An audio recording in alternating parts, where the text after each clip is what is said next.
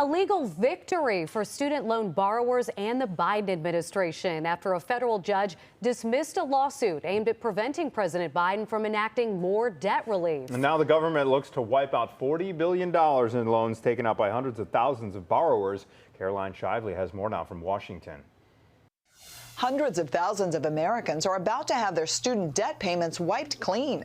A federal judge Monday tossed out a lawsuit from two groups saying the president doesn't have the authority to write off loans. Shortly after that ruling, emails alerted borrowers they'll have at least some parts of their loans forgiven because of what the Biden administration is calling administrative failure.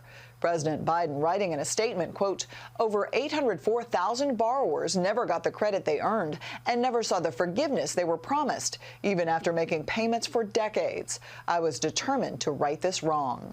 The administration shelling out nearly $40 billion to help borrowers who enrolled in income-driven repayment plans, which allow student loan debts to be forgiven after 20 or 25 years. Earlier this summer, the Supreme Court struck down the president's original $400 billion student debt relief plan, saying the president lacked the authority to move forward with it. But Biden has repeatedly said they will find another way. We have clear guidance from the president and the secretary that our goal is to provide relief to as many borrowers as possible. Critics call the push for relief a political move. It's about pandering, absolutely, buying up as many votes as you can. And I also will do on student debt.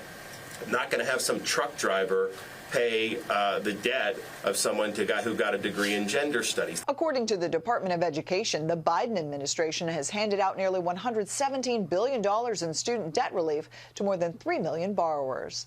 In Washington, Caroline Shively, Fox 32, Chicago.